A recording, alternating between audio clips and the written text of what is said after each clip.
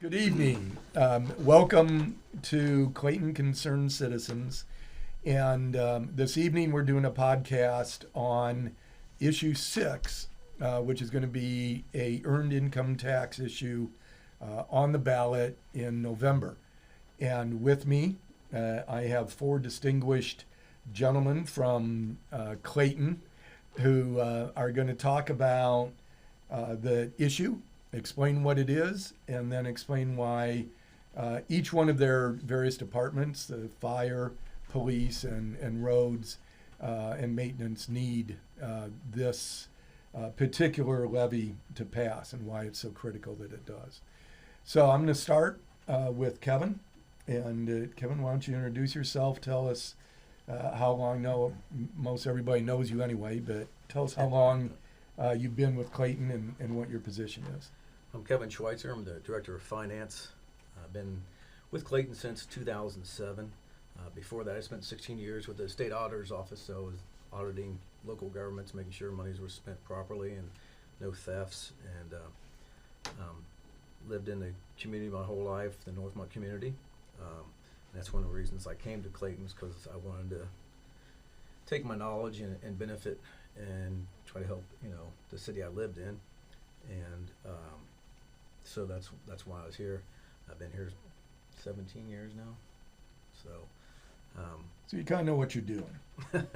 Yeah.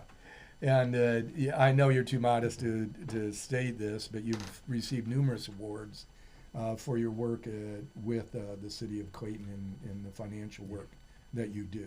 Yeah, each year we get a Distinguished Budget Award from the Government Finance Officers Associations every year. And then we also, once our audit's completed, GFOA, Government Finance Officers Association, also critiques our annual comprehensive financial report, which is both those documents are a little more detailed than were required, but we want to have more transparency and get the information out there. So those are both critiqued by them, and we've received awards since I've been there on those. Well, great. Well, let's turn to issue 6, which is the earned income tax levy, which is going to be on the November ballot.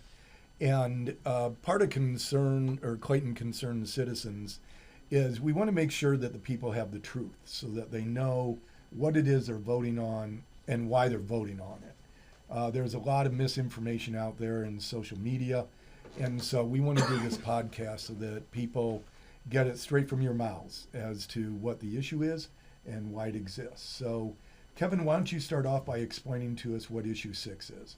So issue 6 basically is a 1% increase in income taxes, which 0.5 of 50% of the increase goes towards police and 50% goes towards fire.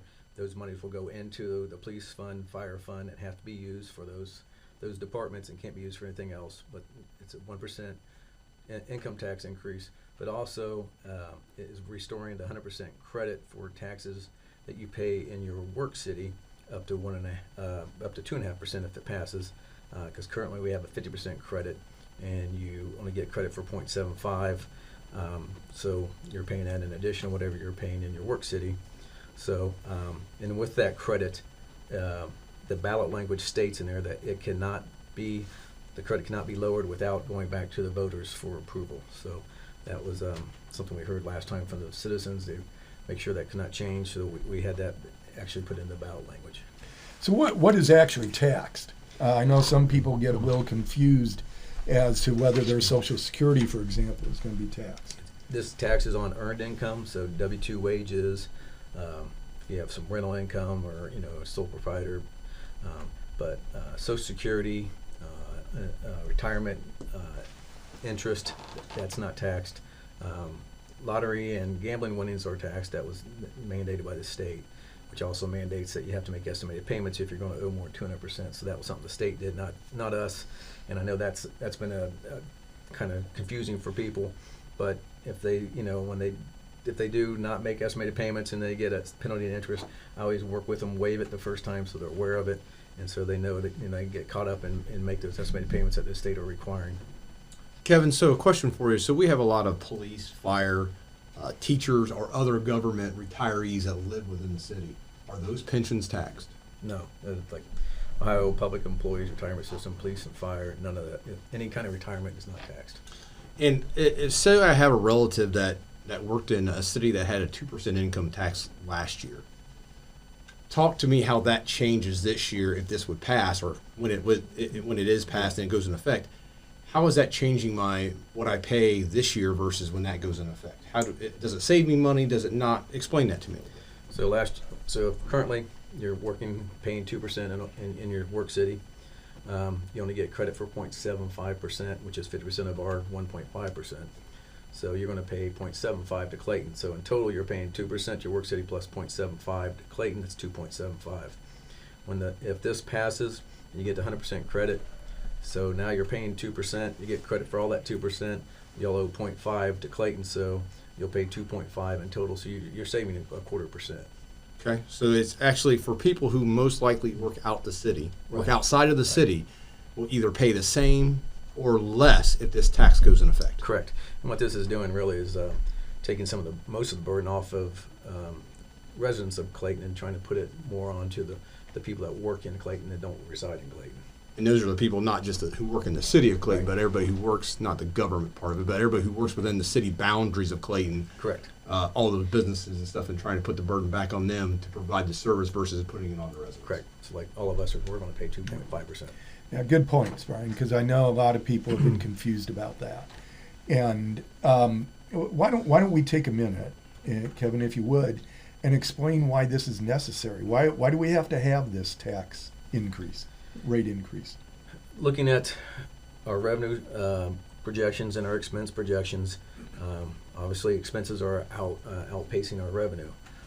So looking at our general fund balance, which the general fund is a main fund balance, but we use that to make transfers to the police, fire, debt service funds to help those departments because they don't have enough revenue to support themselves. So the general fund helps them out. So looking at 2025, we are going to be down, around $1 million in the general fund budget. Once we get to the end of 2026, we're in the red. I know people say, you need to work, live within your budget. Well, by trying to work within our budget, if we can't increase revenue, we have to decrease expenses. And when you look at our expenses, it's all personnel. We are a service organization, so it's all payroll related. The police department is 81% of their expenses are payroll. It's 86% for the fire and 67% for the service department. So just the cost of the police and fire, what this income tax is for. I mean, to outfit them in uniforms and protective gear, and then their salaries and pension, insurance. I mean, you're looking at the average cost for a police officer is $133,000. And for the fire, you're looking at $129,000, and that's a year. So, our revenues are kind of not keeping up. The costs have went up higher. Clayton's known as a bedroom community. We have a lot of houses. We're not like some of our neighboring cities where they have a great mix of residential homes, but they also have commercial industry and retail. And so they get income tax from all those. We're pulling basically from our residents. We do have some big businesses, but so we looked at the property tax side. The problem with property tax is when you do a property tax levy, they take all the value inside the city of Clayton times the millage of the levy, and that's the most you can collect on that levy. So you're never going to collect more. So even if property values go up, the county and the state uses things called reduction factors to bring down the rate to make sure you're collecting the same amount on the value for that levy that so we're never going to see increases in property taxes. And then what happened back in when all the 2008 with the housing market, there's a clause in the state law that when values dropped and they took our new value times that millage, that became our new cap, and it was lower than what we've seen. So we've never been able to recapture any of that because that's our new ceiling. So that's why we decided income tax will adjust with new families coming in, new businesses. So we're trying to we looked at both ways, tried to see what we could do, and income tax made the most sense. And then, Well, and also one of the things that we talk about internally, income tax, no tax is, oh, please tax me more. But when you look at income tax versus property tax, income tax is more forgiving than a property tax. And what I mean by that is, the more income you earn, the more you have to pay percentage-wise as that tax. But if you're not working for whatever reason, you're paying no tax. If we put this on your property, doesn't matter what your life situation or your work status is, you have to pay that tax.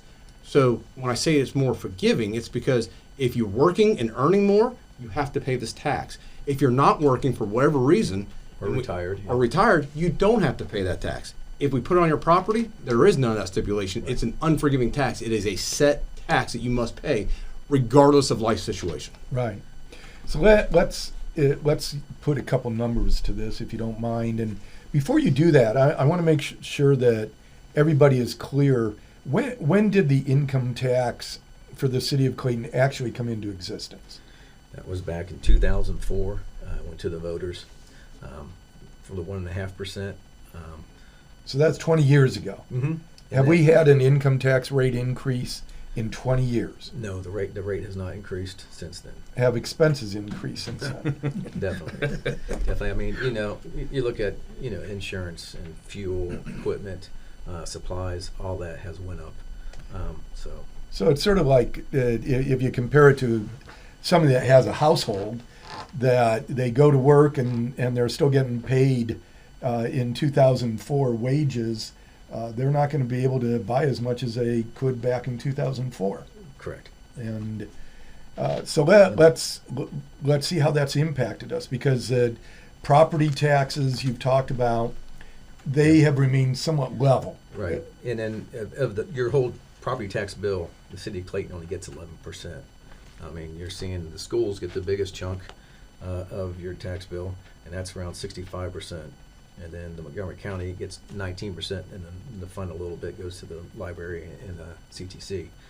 But we're only getting 11% of your whole property tax. That's why it takes a lot of millage to generate anything. Right. And we have the police and fire levies on that. Yeah. Right. And the last increase we had with that was 2008. And a problem with 2008, as we mentioned before. Yeah. So when we originally went back in 2008 and put this up front, at least from the fire side and even the police, we're trying to increase our tax base. Back then, our property tax only brought in close to $700,000, and we knew with the staffing trends, the loss of paid on call, which is people responding from their houses to the fire department to respond to your emergency, was dwindling. We weren't able to get volunteers. There wasn't a 40-hour work week anymore, and life was busy, so we couldn't retain our volunteers. So we knew in-house staffing was going to have to increase. So we wanted to say, how can we get $1.5 million? So we put the millage on there. And due to the housing market, once it got passed, we were supposed to get another $750,000 to $800,000. We ended up getting $300,000 because the values went down. And those dollars, as Kevin said earlier, we can never capture again. So, we were planning for this back in 2008, but we didn't know, or 2007 really, but when the housing market crashed, we lost 60% of that increased value that we never can ever get back. Yeah, and people don't understand that. I mean, it is somewhat complicated. Yeah, absolutely. And certainly the development in the city of Clayton has been somewhat stagnant for the 20 years since 2004. That would have, I think, spread around the taxes so that individuals don't have to bear such a high burden. But let's make sure that the listeners are really clear on what we're looking at here. So in 2026, if we do not pass issue 6, where are we going to be? Like I said, we will have, expended all our general fund. And then, like I said, that supplements your police, your fire, your service, so those will be negative as well. So you're looking at having to cut expenses, and like I stated before, our expenses are in people, they're in payroll. So you're looking at cutting personnel, cutting police officers, firefighters, street workers. And then, you know, you have to look at the cuts and see what we're doing, and there's also the threat if you know, what we're doing is not working, or we can't cut enough, or there's other factors. I mean, looking at the possibility that the state auditor's office comes in, puts us under fiscal emergency or fiscal watch, and they take over running the city. And then they do what they want to do. Yeah, and they don't care. You know, they're a state. They're not vested in the community Right. like we are, and they will do what they need to do to try to get it back into black. Well, do you have some numbers with you as to how much in the red we would be over the 26, 27, 28, and 29 if we didn't pass this? Like I said, it's close to $700,000 in 2026, and then it starts snowballing. I mean, you're looking at 2027, you'll be up close to $3 million. 'Cause just you know, if we keep the expenses going. That's in the red. Right, that'd be negative. So, I mean, obviously that's not going to happen because we would be making cuts. And that's the only way we can balance it. If we don't increase revenue, we got to decrease expenses. So to put it into plain language, if this does not pass in 2026, we have to cut $700,000 worth out of our budget. Correct. Is that correct? Actually, it's more than that. It's not Yeah. 700,000. You know, you could. That's just to keep you at level. Yes. And then the following year, you're going to have to even cut. Which- Right. Yeah, Yeah. which Following year, it'd be $3 million, I Yeah. think 2 you million, said. roughly what 2.3 Yeah. million. we're seeing now is, there's, the perception out there that, the city, everybody at the city makes, they're overpaid. Actually, if you look at our police and fire, they're not overpaid. They're maybe middle towards the bottom. We're seeing, our police chief, fire chief can attest to this, that we have young guys coming in now. They get their experience, their training, and then they move on because there's other opportunities out there where they can make more monies. Even our seasonal guys, they come in, they're making less than what you can go work at McDonald's. Yeah. We start them out like at the golf course, $10, and you go to McDonald's at $15. And that's very true. When it comes to staffing, when we get in new officers, retrain them, we outfit them and everything. Mm-hmm. And what they gain with us is experience. And what they do is then they transfer that experience and they move on to other departments who have a higher pay scale, and they go in as laterals. So usually when you go in as a lateral, you either go in at that pay scale or higher due to the experience that we're giving. And then we're starting over again. We're trying to recruit people, and that's our biggest problem in the police department now. If we don't get funding, is recruitment and retention. You go to an academy and there's 10 people, 15 people there. 75% of them already have jobs, and they're being sponsored through these bigger departments. And then when you come in and talk to them to try to get them to recruit, they're going to hold out and go with the person that is paying the most. I mean, we all want to have good money, and that's what they want. So we have a hard time recruiting, but then we also have a hard time retaining. Because yeah. once we get them trained and they start seeing what these other departments are paying and that I can't compete with, they move on. And we've lost officers. I'm 3 down, and we've lost officers due to that. And isn't some of the retention problems actually the fear right now? I mean, in my opinion, I see a lot of that. I just had an officer leave, and one of the things he in his exit interview was everything was great. He loved the city. His one concern was pass that levy. And when you have officers that have kids, family, and they're still in the community, they don't want to have that dark cloud over top of them. Mm-hmm. They're going to leave and go to, I don't want to say a more stable city, but they're going to go with a city that is well funded and stay there. Well, and even not to mention that, even if this doesn't pass in November, the retention will be impossible to recover from. How do you recruit somebody in a city that is not fiscally sound? Yeah. No one's going to come to you. So as people leave, it's not like, well, we'll just go find other people. You're not going to be able to bring other people on. Right. And now you're not, you're basically doing away with your departments at that point, because as they leave and go get jobs, there's no one to grab. It's already, the pool is so small, and now to add an economic fear to that of stability with your finances, you're not going to be able to actually hire anybody even if you wanted to. So we'll never recover from that. So let's look at that for a minute.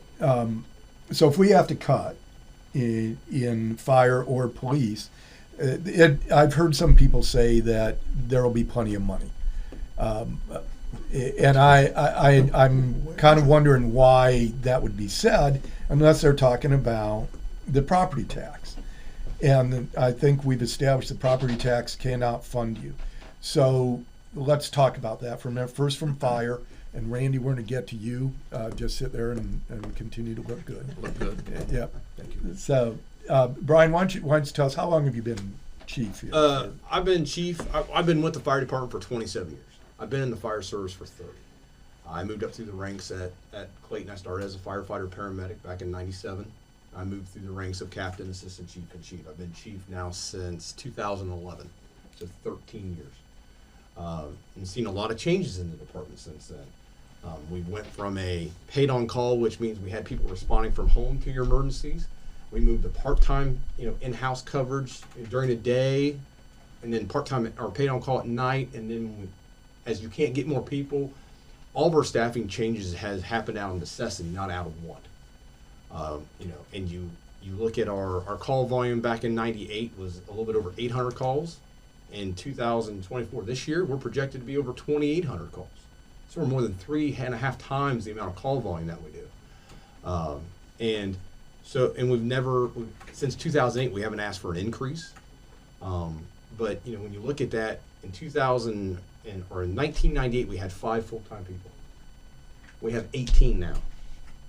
And Kevin told you the numbers. It's close to $130,000 per person. Now, is that their salary, or is that? That's salary, benefits. That's total employee cost. That's retirement, health insurance, things that we're required to pay through the state with disability insurance, BWC, uniforms, the whole 9 yards. Yeah. That's what that cost is to us. And we've never come back to the residents and asked for more funding. What we did is we used the general fund, so we didn't come to you. Right. But now we're outpacing that with what things cost. People say, well, can't you make some cuts? Well, as you heard Kevin say earlier, we have a low margin to cut before we get to people. Our budget's 85, 86% personnel, so I have 14% of a $2.7 million budget in operational side, which is fuel, uniform, just very little things that we run the operations with right around $300,000 a year. So explain for a minute the impact this is going to have on a homeowner if you start losing personnel. Okay, so fire departments there's a grading process out there for fire departments called ISO. That's the Insurance Service Offices, and they come in and they grade our fire department. Back in 1998, we were graded a 5, and then your insurance rates for your house are based on that grading. So insurance companies come in and say, okay, you're an ISO 5. Based on that, that goes in to help determining your insurance for the year. Over the last 25 years, we have dropped that from a 5 to a 2. So we have actually lessened your house insurance by a considerable amount. If we don't have staffing and we can't continue to do the things that we do to operate the way we do, that grading will go back up. If it gets back up to a 5 again, because of staffing or what have you, that's going to cost you almost $1,100 more a year just in your property insurance. Wow. And your homeowner's insurance? Yes. Wow. And it can. So every insurance company uses it a little different. But we have, and I'm using this from a local, which I won't go into the details, but this is coming from a local insurance agent that called me about a house that they actually put the wrong ISO rating on it and gave them a higher rating than what it was. And because of that higher rating, it was $2,200 more. Wow. So what you're saying is, if I hear you right, is that if we don't pass issue 6, there is a very good chance that our ISO rating will get higher and cost individuals more money. Yes. So It's actually going to cost more money than what they may actually be paying in the income tax. That's correct. Increase. That's yearly. Yes, that's yearly. And then we go to property tax answer your question a long way around. Yeah. When you look at property tax, so for the fire department alone, we haven't asked for an increase since 2008.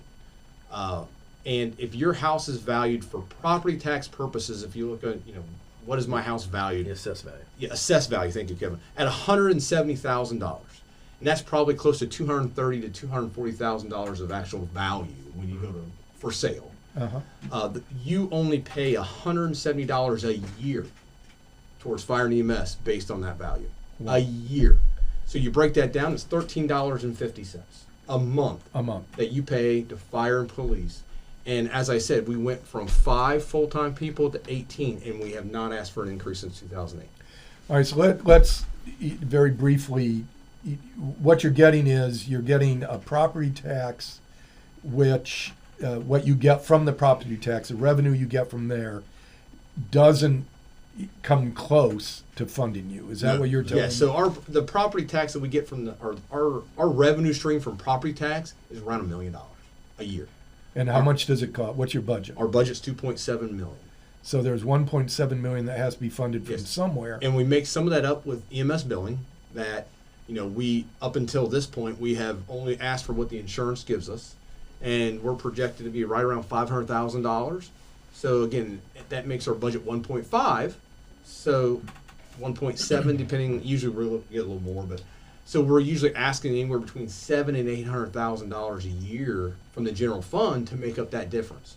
We are going to hard billing. We just started that process. That's what we said we would do if it didn't pass the last time. Uh-huh. So, and now what we're doing is if wherever your insurance doesn't pay, we're going to pass that on to the resident to pay through the Ohio Attorney General's office. So they have the debt collection side of that now, and it will be a debt collection. But then they'll keep some of it too. Yes. The other two cities, Brian, that we're in collaborative with, they already do have hard billing. They both already do hard billing. They've done it for some years. So briefly, the collaborative. Mhm. What happens? The collaborative's been great. We've saved millions of dollars through that collaborative Yes. in equipment, Yes. for example. Yes. So what happens if we get kicked out of the collaborative because we no longer have the amount of people that you need in order to service the community? Okay, so when we joined the collaborative, we've actually reduced our staffing since we joined the collaborative because we were operating 2 stations back before the collaborative. We operated Station 84 and Station 85. So when we became a collaborative, we were actually able to take people from one firehouse and move them into 85s, and we were actually reduced our overall number per day by 1. So that saved us money right off the bat. But in the collaborative, we were duplicating so many services and things like that.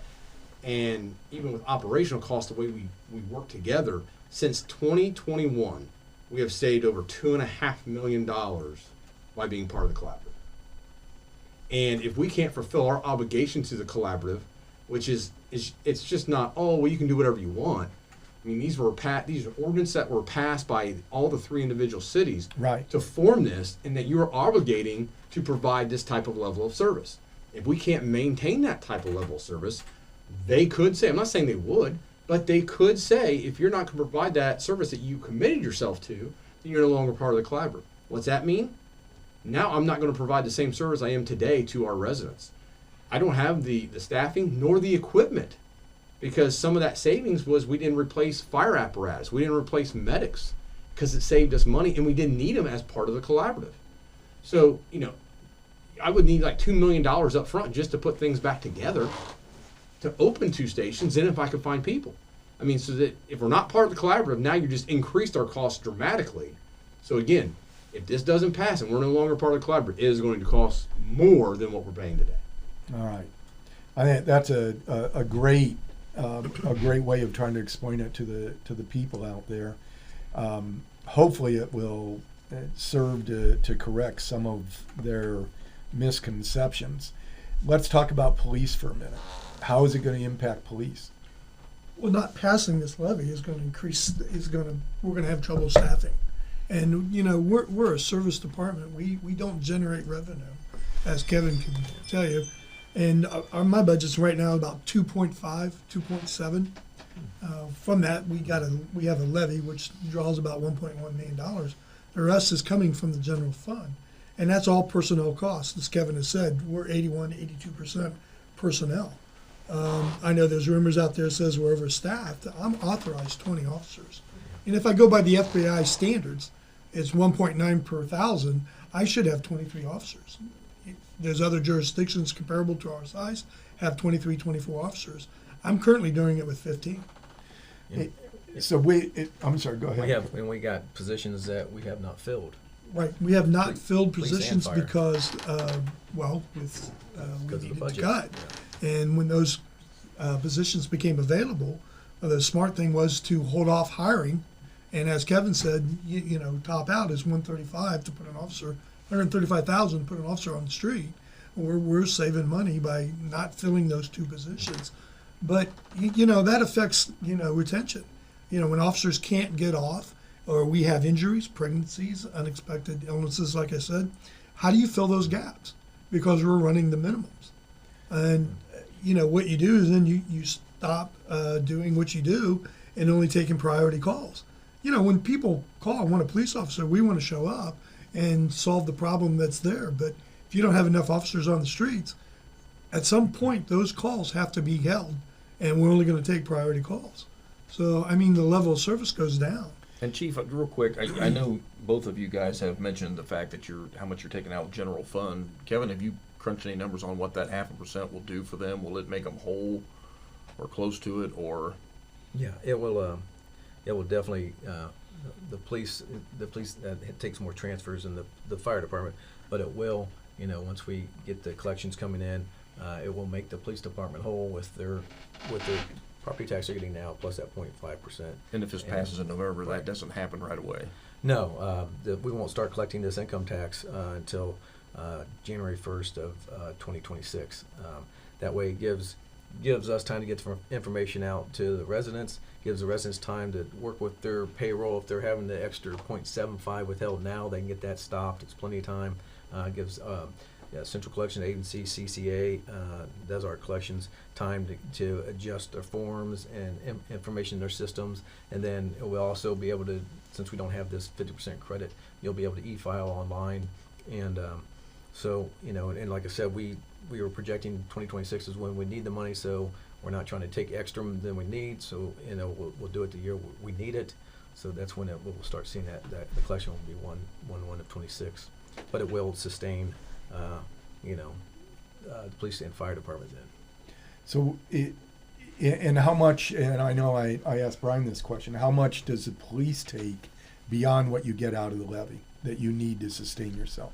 Anywhere from 1.3 to 1.5 million dollars. That comes out of our general fund. That comes out of the general fund. Yes. Again, we're not a revenue source for the city at all. A lot of We people provide think- a service And I like a lot of for the people residents. think, they write tickets, they get a bunch of money. The Right. courts keep all most of the Right. money. We get a small Right. amount.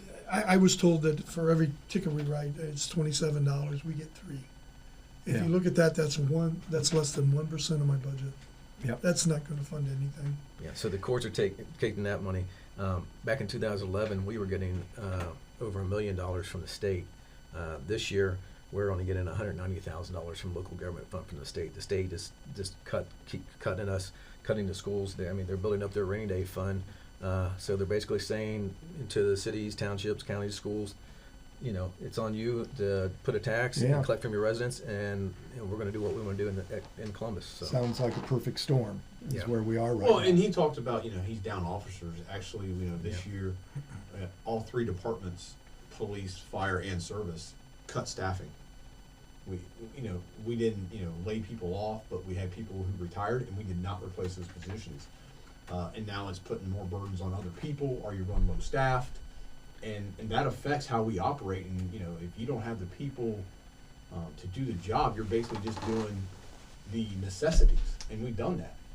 We're not doing things right now we should be for ISO, because we cut $200,000 out of our budget last year, just operationally and personnel wise. And then also we put off buying a medic that we need to replace, which is $350,000. So now we keep kicking that can down the road. Eventually, you're not going. These medics only last for so long, and it takes 2.5 years to get them now. Since COVID, there's an issue with getting apparatus and medics. It takes you 2.5 years, so you just can't wait until you need it and then buy it. You got to wait. So we've had those discussions and we put it off. And if this doesn't pass, we'll probably put it off again. And now we start affecting the service and reliability of that service. So leaf pickup isn't the only thing that has been an issue. No. It's, But we just don't publicize those other things, and Right. people don't see from the outside in. Oh, they're still showing up for emergency incidents. Police department's still showing up when we call Right. for them. Yes, but you don't know the burden that is put on our employees to pick up the slack and to do without. They don't see that Right. because our personnel, they're high quality individuals and they do a good job, and they pick up slack, and and you're not seeing a big change in service out there. But we're treading water. We're not moving forward. You want a department that's moving forward and advancing and trying to better themselves. We are not in that position right now to do. And I agree with Brian. We are just trying to. We all wear multiple hats. I mean, we've got a city manager wearing a, the Economic development. economic development hat, and Didn't fill Chief's that helped me. position. I've helped Yeah. Chief. We go back and forth all the time, but you're getting by. Cutting that $1 million worth of road paving this year. That's horrible. Well, It Randy- takes forever to catch up with stuff like that. Why don't it's now your turn. Why don't we talk about this a little bit? First, tell us who you are and how long you've been with Clayton. My name's Randy Sanders. I'm the Public Service Director here. I've been with Clayton for 10 years. Did 33 years to the state of Ohio at ODOT. At ODOT, I was an administrator for the counties towards the end, and then became the roadway service manager for District 7, which is 9 counties. In that roadway service manager position, I actually had the budget for all 9 counties for materials and paving materials and stuff like that, snow and ice. Well, why don't you tell us how many miles do we actually have of road that you have to service in Clayton? Sure. The city of Clayton, and really was dumbfounded by this when I came from ODOT. I didn't realize there was as much road here, but there's 103 actual miles of road, and there's 247 total roads, and that is also 214 lane miles. Comparatively with our neighbors that we're in a collaborative with, Inglewood has 142 lane miles, so we're quite a bit larger than Inglewood in roads, just don't have the businesses. Yeah. It's a lot of homes and stuff like that, but it's very large. We're comparable to Vandalia. Vandalia has 209 lane miles, probably about the same amount of state highway as we do, maybe a little bit less because they only have 40. But they have 15 employees, and we're doing it with 11. Out of those 11, one is a mechanic, so he's not on the road. 2 are crew leaders who work on a lot of facility stuff because we also have to maintain 10 facilities here, and that's us. So we do the facilities work. We have 3 cemeteries, 3 parks. These other cities like Vandalia, who's equivalent to us, they have park commissions. They have park employees and other things. So, and we actually do the cemeteries. We do the maintenance and the actual burials. So what's your budget? My budget for maintenance itself was $500,000. If you add the employees in there, it was $1.5 million. All right, well, they kind of have to be added. Yeah, Yeah. and that all comes from the general fund. Obviously, we don't have a street levy here at the city Right. of Clayton, and nor would we ever propose to have a street levy. But that has to come from the general fund. So let me, and I want to get back to you in a minute, but let me throw back to Kevin. You now have 3 different departments which are taking money from the general fund. What's the percentage of the general fund that goes to them? And then what percentage is discretionary funding? For 2024, I think the total expenses we had were around, I'm going to say around 12 million, and we're looking at 3 million going to these 3 departments. Plus, we have monies that we have to transfer to our debt service to pay for bond payments we have. So, it's a significant chunk. And then people, if you look at that, like I said again, we're personnel, we're payroll high. Even if we got rid of all the operating expenses for, say, the fire department, and we only did payroll, so that's operating expenses is fuel, utilities, water, all that stuff. We'd still need $500,000 in transfers from the general fund to cover just the payroll side with the other property tax and EMS billings they have. So, What's the total payroll for the city for all departments, and as it relates to discretionary funding, where we can spend money on other things other than personnel? I think once you told us it was about 89%. Yeah, like I said, it's high for the police and fire. Services got more supplies in there because they're doing maintaining the roads and parks and stuff like that. And then admin, we have a lot of the contractual services where we're paying for the utilities and the internet and cyber services that protect from hacks and stuff like that. So so if you look at it, I think it's probably around 82% for the whole for the city. And when you say discretional money, I'll be honest, there isn't. There really is no discretional money. Not anymore, that's for sure. And Kevin, when we look at this from a financial standpoint, how much money are we putting back every year that we don't use for that rainy day fund that we used to have $4 to $5 million back a few years ago? Yeah. And when COVID hit, obviously prices have soared. Mm-hmm. And, so we used to have 4 to 5 million. What are we rolling over now? We're not rolling over anything. We're pretty much using everything we're bringing in. Or actually, we're using more than what we're bringing in. Is that correct? Right. It's if you look at the general fund, it's especially since COVID, it's on a downward trend, and that's why we're projecting, that we'll be utilizing all of it up. It is frustrating. I work within the budget that I get approved.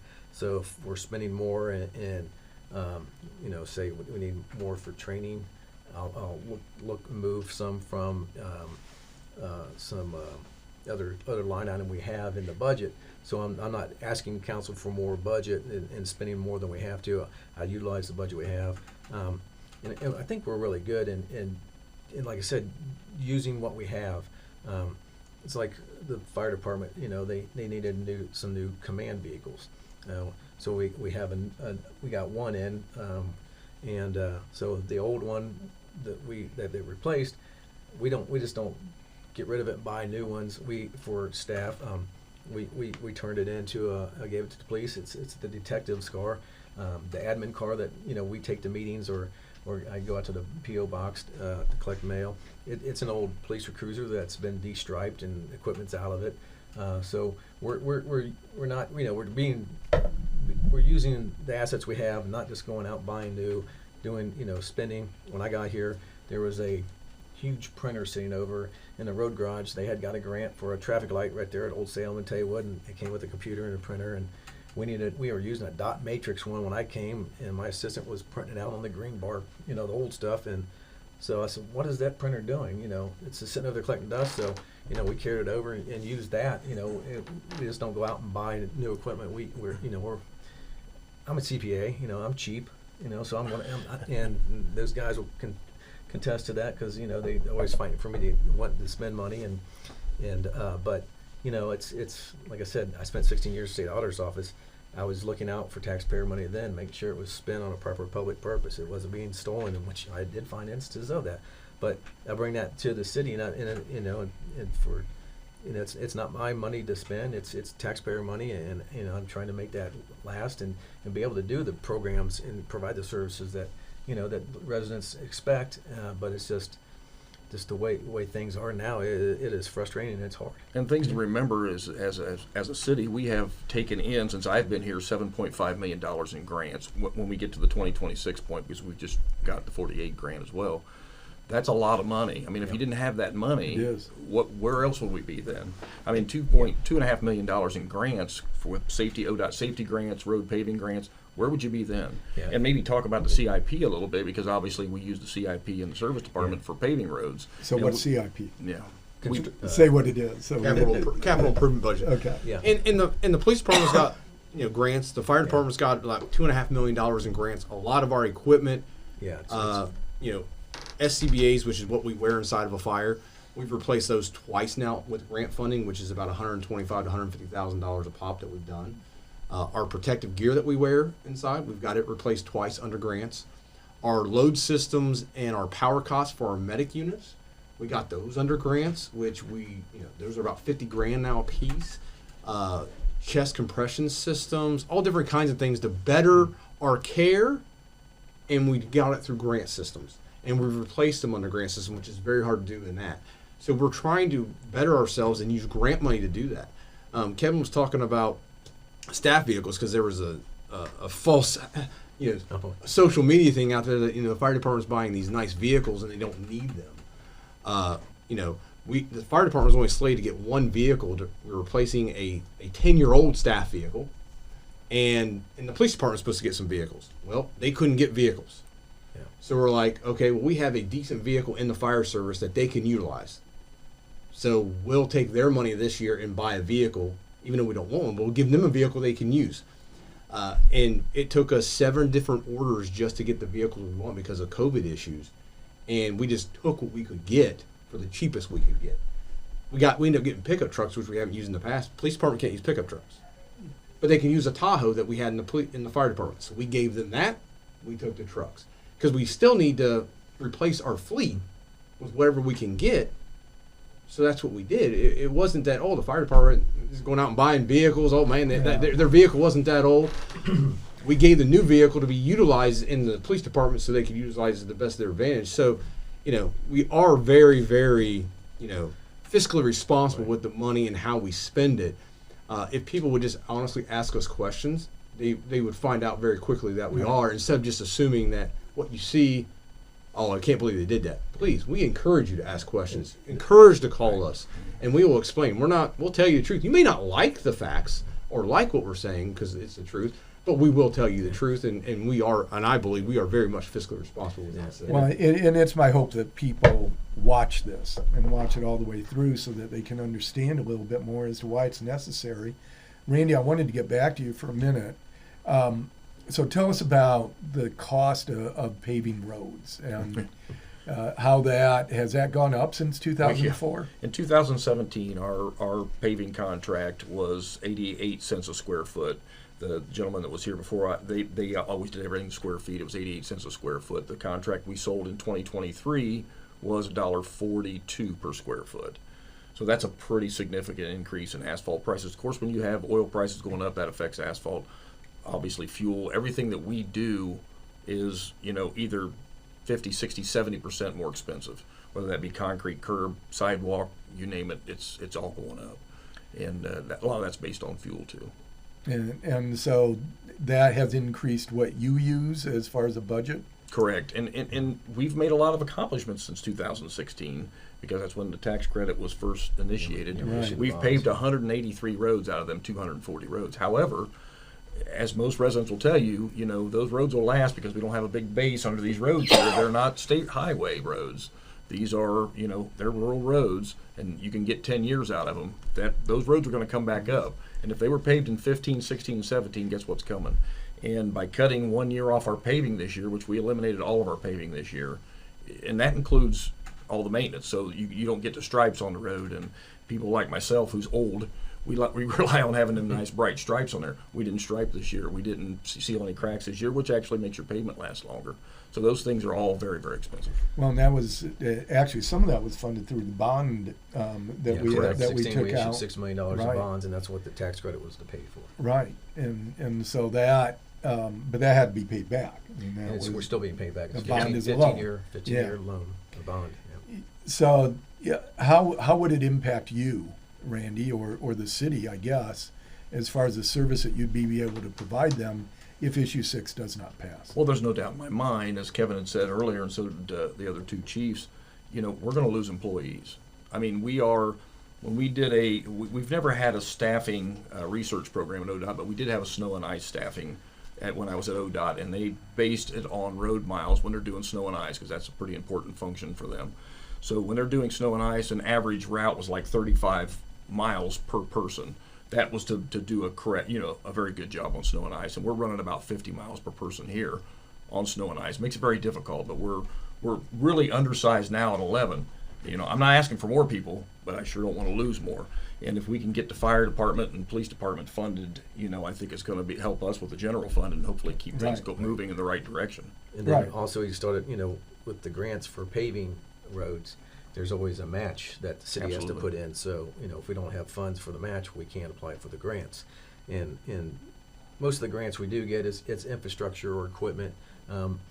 There's some grants out there for hiring police officers, but the problem is it only pays for the first year or two, and then you're on the hook for the rest. Kevin, So it actually pays for 3 years, but it's the 3 lowest years of the police officer's contract. So if you have 5 steps, they'll pay the first 3, which is the cheapest, and then you're on the hook for the next 6 years, and you have to pay the highest wages. So once you get them, they'll pay for them, but then you have to pay the highest wages, and you're committed to keeping them there. You can't lay them off. And Chief, for years we have been known as one of the safest cities in Ohio. Mm-hmm. And what do you think this is going to do to that? Well, again, it all goes back to staffing. When I don't have officers to answer calls for service, we start slowing down in investigations. We start slowing down in priority calls. Felonies may or may not get investigated depending on the severity of what they are, because I don't have the staff to do that. I have a full-time detective right now who is being considered to start working the road to fill in the gaps. I've got one person off on a pregnancy who's going to be gone for 3 weeks. I have one injured officer and one retired from an injury. And again, those slots are there, and I've got to fill them. So, we also, need this. I think, if you don't have the staffing, you're not patrolling, you're just answering calls. Yes. So And- how and can you we're be not a proactive. preventive Yeah. department when you're not out in the neighborhood, you're not out in the city patrolling and trying to prevent issues from occurring? You're just reactionary now. Well, and that's a good point. Everybody says, well, all you do is patrol. Well, when you're visible, crime goes down. One of the things we did was we had the officers make stops, and we required them to make so many traffic stops. And what we noticed in that was burglaries went down, crashes went down, and the general level of crime went down because simply the officers are out there turning on their lights. Right. So if you see an officer out and you see 2 or 3 officers out each shift and they're turning on their lights, you tend to go someplace else.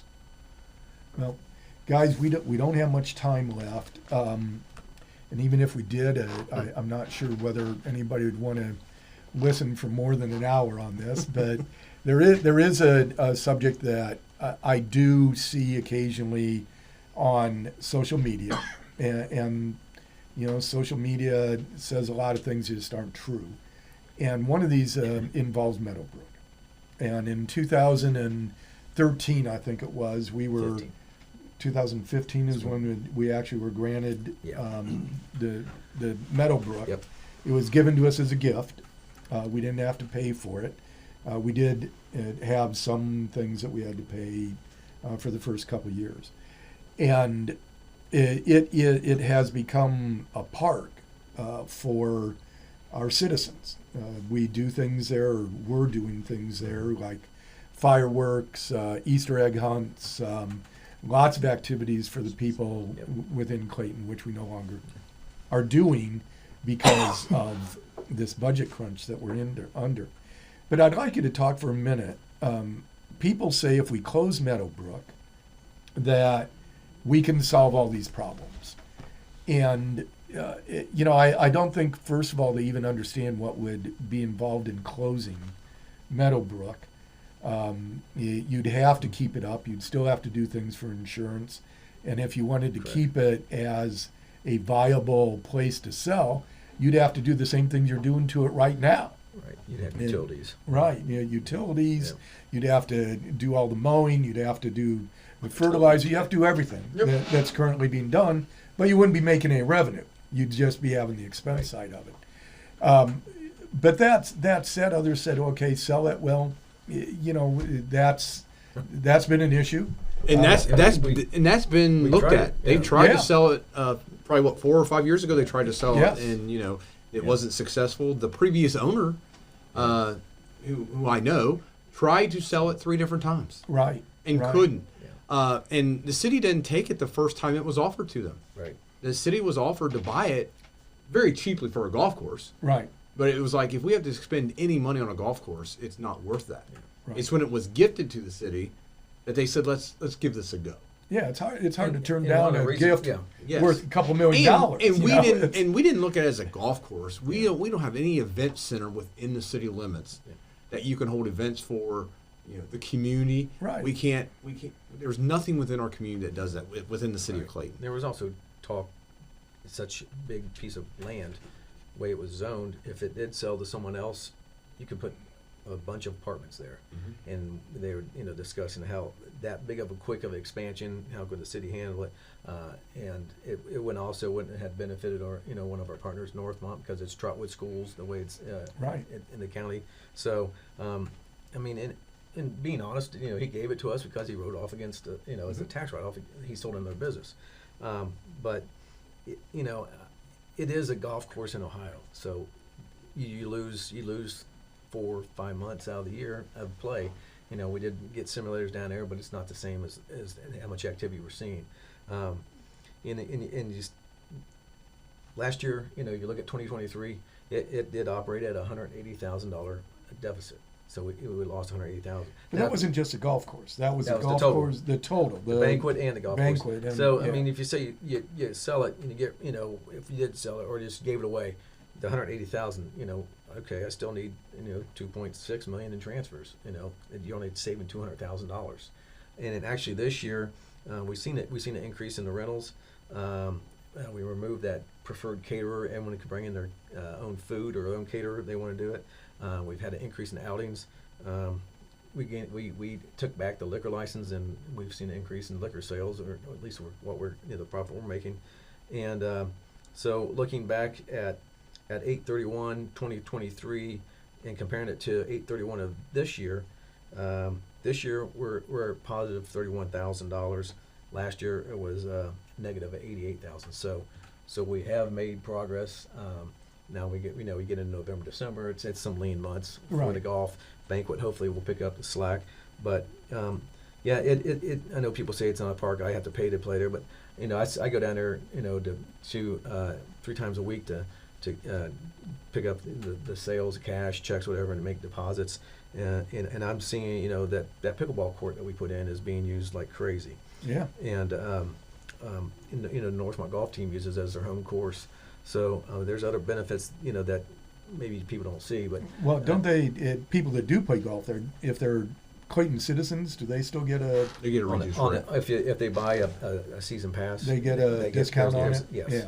Well, and also you talk about grants. We actually got quite a few grants for Meadowbrook, Yeah. and we probably put $300,000-$400,000 of the grant money into that thing. Right. And the tornado hit. Tornado, Tornado COVID. Right. So those we've all- redone yeah. that, but if we close that golf course with the stipulations of those grants, we got to pay those back. Yeah. Right. Yep. So even if you close it, you would actually lose more money in the first couple of years than you would if you just operate it. So let's just talk numbers for a minute. Let's say Meadowbrook didn't exist. Do we still need to have this? So I'll income? just talk from the fire department. So we'll even take last year, for example, with Meadowbrook. We close it. I get that $180,000 that we put towards Meadowbrook. Right. I'm still $600,000 I still need from the general fund Right. that we don't have. Right. Police? You give me that $180,000, I'm still $1.1 million short. Service? Same. I'm not going to be able to pay a road still. I mean, that's literally not even a mile road. Yeah. So Meadowbrook is, it really is more, Yeah. for people that complain about it's more smoke and mirrors. It really is not why we need to have this. It's not the answer to your. It's not the answer to your troubles. Yeah. Right. And I do have to think, what else are we going to offer the citizens of Clayton? We don't have a town center. Right. We So don't. what do we offer? Why come to Clayton? Right. Well, and that's a very good point, Chief, because it has become the center of a lot of activity. And once we took it over, once the city took it over, because we didn't for the first couple of years, we had other people running it. Yeah. But once the city took it over, we've seen improvements every year, and people really have taken as our city center. There's a lot of complaints about not having some of the activities that we've had, but now they know why. Pass this levy, and maybe we can get back to having activities. Well, we looked at cut. Do you want to cut services or do you want to cut events? Right. I mean, we all cut staffing and operational things that we are no longer doing, and so that we had to balance that with events. It can't just be our leaf pickup. It's $60,000 or $60,000 to $70,000 put leaf pickup back there. So what person were we going to lay off Right. to make that happen? Right. We're going to do the same thing for events. With all the events out there, it's another person we're going to have to lay off. We didn't want to get in that position where we're laying people off. So we made reductions in our budgets. We didn't replace certain people. That's put a burden on a lot of us. And we eliminated things that did not affect essential services. Leaf pickup and events are not essential services. But to say we didn't cut anything internally within our budgets, we're not running the same as we did before. No. If you look at our budgets from 2023 to 2024, they're actually less in 2024 than we were in 2023. With increases in the cost of everything, we actually reduced our budgets. Who's reducing their budget from year 23 to 24? And that's Nobody is. But we did. personnel. But Right. we did. But we did do that. And again, I've been here since 1997, and I too worked up through the ranks like Brian, and I've been a chief for 12 years. And my staffing really has never really increased. In fact, we've always gone below. We were a 8 to 9 full-time officer, and relied on part-time. And when that dwindled away, where it's almost absurd anybody using part-time anymore because you're just not going to get them, we've only increased 6 officers. And again, as the city's growing, we're going to need officers. Right. So let me make one thing clear. You're doing this podcast on your own time. Absolutely. Yes, sir. And you're not here during city's time. Nope. And you're doing it because you believe in what you're saying. Well, I think for Brian and me, after 27 years. Yeah. I think we're pretty much dedicated to the city. We would like to see when we decide to retire, we'd like to see the city move on and do well. Well, guys, I appreciate you coming here tonight to do this podcast, and I hope it has made a difference. I just want to do- say, if people have Sure. questions, I've spent 34 years in governmental county, so don't rely on somebody posting on Facebook. They understand how a TIF works or how the property tax or income tax works. Yeah. Call me. Or they're a forensic accountant. I mean, you can go to our website. I have the budget on there. I have our annual financial reports on there. You can go to the Ohio Checkbook and see every expenditure we make on that website. You can drill down and look at it. Or even, like I said, you can call me and I'll explain it to you. And I'll send you, if you want reports or something we have, I can send that to you. Just ask. And I think that's, misinformation is killer.